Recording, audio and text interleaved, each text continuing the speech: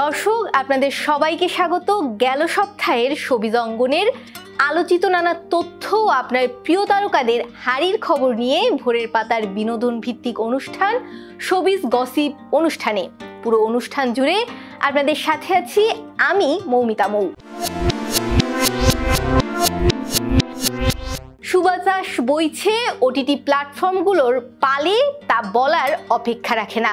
এদিকে এসেছে নতুন বছর, তাই ওটিটি প্ল্যাটফর্মগুলো বসেছে নতুন বছরে সিনেমা ও সিরিজের নতুন পসরা নিয়ে। অনুষ্ঠানের শুরুতেই চলুন এক নজরে দেখে আসি কি কি চমক রয়েছে 2025 সালের সিনেমা পাড়াগুলোতে। ওটিটি প্ল্যাটফর্মগুলোতে নতুন বছরে দর্শকদের জন্য নিয়ে আসছে দারুণ সুখবর। প্ল্যাটফর্মগুলো ঘুরে দেখা যায় বছরের শুরুতেই তারা সিনেমা ও সিরিজের পসরা সাজিয়েছে। এরই মধ্যে কিছু কাজ মুক্তি পেয়ে ভালো সাড়া পাচ্ছে। নুহা সুমায়ুন নির্মিত চরকি অরিজিনাল সিরিজ দ্বিতীয় শ এর বাকি পর্বগুলো মুক্তি পাচ্ছে। এর বাইরে বছর জুড়ে সিনেমা ও সিরিজ নিয়ে আসবে চরকি। এবছর মুক্তি পাবে আরেক সিনেমা যাহা বলিব মিথ্যা বলিব। নির্মাণ করেছেন রায়হান রাফি, অভিনয় করেছেন জাহিদ হাসান। চরকির মিনিস্ট্রি অব লাভ প্রকল্পের একাধিক সিনেমা আসবে। ইন্টার্নশিপ সিরিজের দ্বিতীয় মৌসুম মুক্তি পাবে। সিরিজটি পরিচালনা করেছেন রেজাউর রহমান। প্রেক্ষাগৃহে মুক্তি পাওয়া প্রিয় মালতীও চরকিতে মুক্তি পাবে। ভালোবাসা দিবসে আসবে ভালোবাসার অন্যরকম এক পরিণতির গল্পে নির্মিত ঘুমপড়ি। নির্মাণ করেছেন জাহিদ প্রীতম। এতে অভিনয় করেছেন তানজিন তিশা, প্রীতম হাসান, পারশা মাহজাবিন। হইচয়ে অন্তত দুটি সিরিজ মুক্তি পাবে বলে জানিয়েছে প্রতিষ্ঠানটি। এর মধ্যে রয়েছে অমিতাভ রেজা চৌধুরীর বোহেমিয়ান ঘোড়া ও আশফাক নিপুণের জিম্মি। বঙ্গ অরিজিনাল সিরিজ ব্ল্যাক মানি মুক্তি পেয়েছে 2 জানুয়ারি। এটি রায়হান রাফির প্রথম ওয়েব সিরিজ। সিরিজের গল্পে দেখা যাবে হাজার কোটি টাকার নিয়ন্ত্রণ নেয়ার জন্য খুন হতে থাকে শহরের প্রভাবশালী মাফিয়া থেকে শুরু করে রাজনীতিবিদ, শীর্ষ সন্ত্রাসী ও ব্যবসায়ী। এত কিছুর পরও কি আদৌ কার হাতে আসে সেই টাকা, এমন গল্প নিয়ে এগিয়েছে সিরিজটি। তুরস্কের বিখ্যাত ধারাবাহিক মুজিজে ডক্টর 1 জানুয়ারি থেকে গুড ডক্টর নামে দেখা যায়। এটি বাংলায় ডাব করেছেন প্ল্যাটফর্মটি। নিউজ ডেস্ক, ভোরের পাতা। একই সঙ্গে জনপ্রিয় সিঙ্গার, মডেল, কণ্ঠশিল্পী তাহসান মিথিলার বিবাহ বিচ্ছেদ তাহসানের ভক্তদের মনে কতটা বিরূপ প্রভাব ফেলেছিল তা নিশ্চয়ই বলার অপেক্ষা রাখে না। তাই তাদের প্রিয় এই সিঙ্গার, মডেল, কণ্ঠশিল্পীর ফের বিয়ের পিড়িতে বসা যে ভক্ত আর নেটিজেনদের মাঝে বিরাট সাড়া ফেলবে তা কি আর বলতে। নতুন বিয়ের এই গল্প যেন ফুরোচ্ছেই না। জানালার পাশে দাঁড়িয়ে তাকিয়ে আকাশে সেখানে চাঁদটা নেই। এখনো বৃষ্টি পড়ে, বৃষ্টিতে ভেজা আমার পাশে তুমি নেই। একদিন এই বেইলি রোডে কত ভিজেছি রিকশায়, আজ তুমি নেই। And I don't care. সবাইকে অবাক করে দিয়ে এবার তুমি নেই এর সমাপ্তি ঘটিয়েছেন জনপ্রিয় সঙ্গীত শিল্পী অভিনেতা তাহসান খান। সম্প্রতি সমস্ত জল্পনার অবসান ঘটিয়ে রোজা আহমেদকে বিয়ে করেছেন তাহসান। এরপর থেকেই তাহসান রোজার বিয়ে নিয়ে আলোচনার যেন শেষ নেই। কিন্তু সব বিতর্ক উড়িয়ে দিয়ে এই জুটি যাচ্ছেন মধুচন্দ্রিমায়।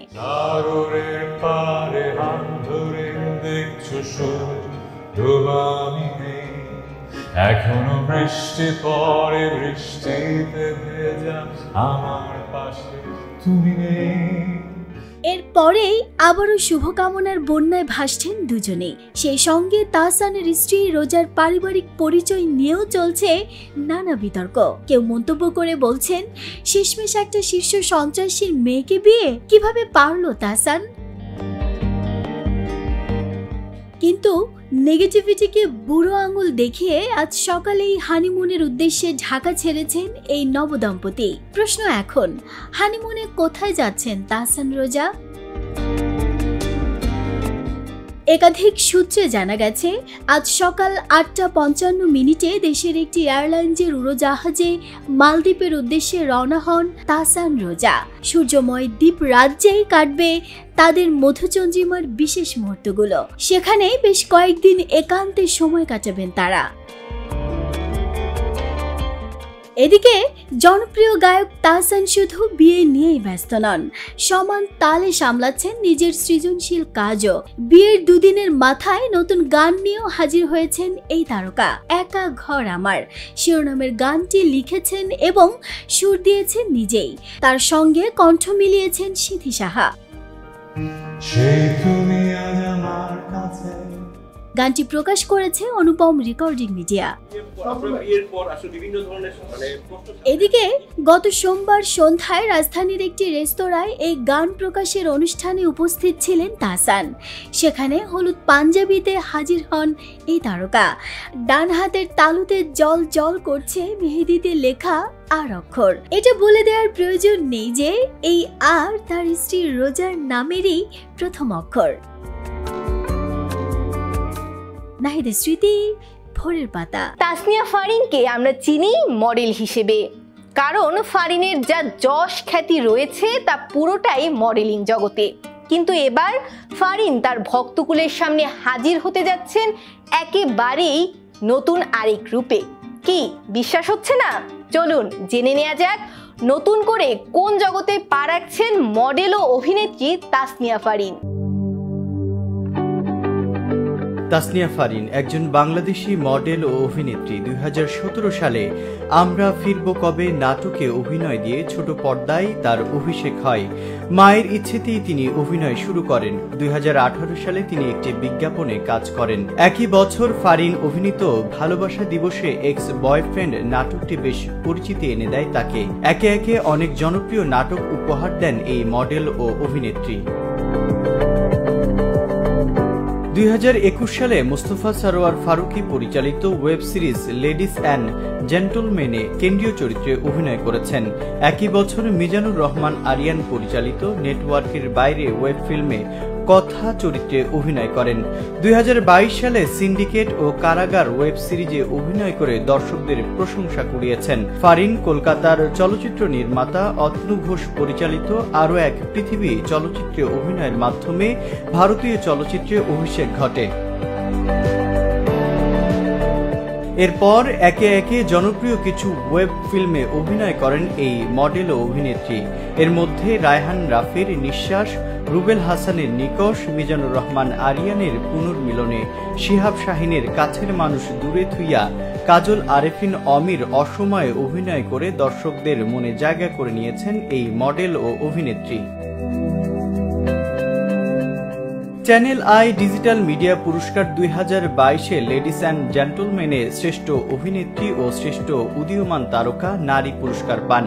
একই বছর সীমিত দৈর্ঘ্য কাহিনী চিত্র তিথির অসুখে সেরা অভিনেত্রী, blenders choice the daily star OTT and digital content পুরস্কারে লেডিস অ্যান্ড জেন্টলম্যানের সেরা অভিনয়শিল্পী নারী ও কারাগারে শ্রেষ্ঠ অভিনেত্রী সমালোচক পুরস্কার পান এই জনপ্রিয় অভিনেত্রী। গেল বছর ইত্যাদিতে রঙিলা নামে তাহসান ফারিনের বিশেষ এই গানটি প্রচার হলে মডেল ও অভিনেত্রীর গানে অভিষেক হওয়ার পাশাপাশি দর্শকদের প্রশংসা কুড়িয়েছেন এই মডেল, অভিনেত্রী ও শিল্পী। শোনা যাচ্ছে এবছরও ফারিনের একটি যৌথ গান আসছে, তবে সে গানে ফারিনের সাথে কে থাকছেন তা এখনো জানা যায়নি। মুরসালিন সরকার, ভোরের পাতা। যদি আপনাকে বা কোনো সিনেমা প্রেমীকে প্রশ্ন করা হয়, আচ্ছা বলুন তো নতুন বছরে মুক্তিপ্রাপ্ত প্রথম ছবি কোনটি, তাহলে বোধহয় মাথা চুলকে স্মৃতিরোমন্থন করতে হবে। থাক, এ নিয়ে আর চিন্তা করে সময় নষ্ট না করে এক নজরে জেনে নেই নতুন বছরে মুক্তিপ্রাপ্ত প্রথম ছবির কথা। আমি অনার্স ফাইনাল ইয়ারে পড়ি, আমাকে ভুলে যাবেন না। বছরের প্রথম সিনেমা হিসেবে গত শুক্রবার প্রেক্ষাগৃহে মুক্তি পেয়েছে তানভীর হাসানের সিনেমা মধ্যবিত্ত। সিনেমা মুক্তির বিষয়ে গত বুধবার ফেসবুক পোস্টে নিশ্চিত করেছেন এই নির্মাতা। এই তোমাদের মতো পুলিশদের জন্য জনগণ আমাদের বন্ধু ভাবতে ভয় পায়। আসলে পুলিশ জনগণের বন্ধু। মধ্যবিত্ত ছবির সেন্সর ছাড়পত্র হয় বছরের মাঝামাঝি। এরপর মুক্তি নিয়ে কথাবার্তা শোনা যায়, কিন্তু নানা কারণে মুক্তি পায়নি। মধ্যবিত্ত সিনেমার গল্প প্রসঙ্গে তানভীর হাসান জানান, গ্রাম থেকে শহর, ফুটপাত থেকে অট্টালিকা, কোনো জায়গায় চরিত্র বাদ যায়নি এই ছবিতে। মধ্যবিত্ত, নিম্ন মধ্যবিত্ত ঘরের মেয়েরা শুধুই কি তোমাদের মতো উচ্চবিত্তদের ভোগের সামগ্রী? তোমাদের হাতের খেলনা? তার ভাষ্যে, এটি আমার প্রথম নির্মাণ। অনেক স্বপ্ন নিয়ে সিনেমাটি বাংলাদেশের দর্শকদের জন্য নির্মাণ করেছি। সিনেমাটিতে শ্রেণীবিভেদের গল্প তুলে ধরার চেষ্টা করেছি। মধ্যবিত্ত, নিম্ন মধ্যবিত্ত মানুষের জীবনরেখা, সংগ্রাম তুলে ধরেছি। আমার বিশ্বাস, সিনেমাটি দেখলে দর্শক নিরাশ হবেন না। আমি একবার যদি ধরি আর ধরি না।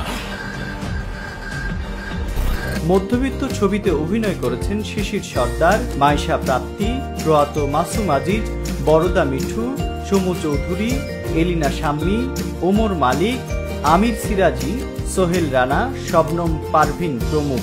এই গল্প, সংলাপ ও চিত্রনাট্য লিখেছেন নির্মাতা নিজেই।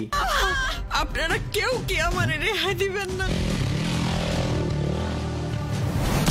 যুগের পর যুগ এত কিছু পাল্টাচ্ছে, কিন্তু আমাদের দুর্ভাগ্য, এই মধ্যবিত্তের ভাগ্য কিছুতেই বদলালো না। আগুন জ্বালাবেন না স্যার।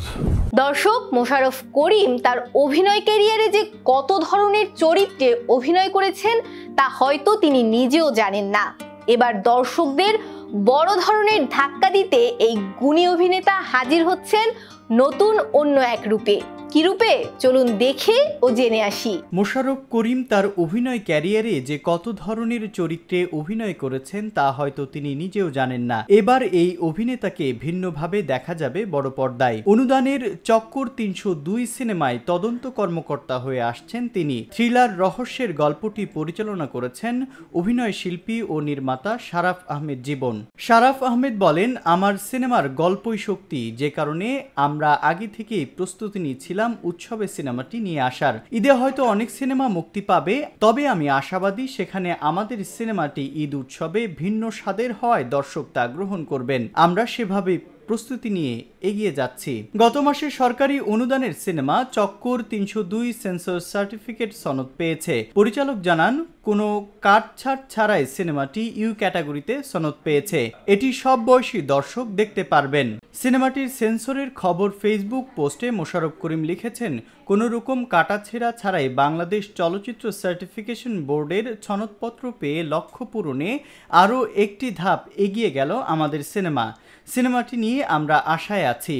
সিনেমাটি নিয়ে দেখা হচ্ছে খুব শিগগিরই। পরিচালক জানান, সিনেমায় গোয়েন্দা পুলিশ পরিদর্শক হিসেবে দেখা যাবে মোশাররফ করিমকে।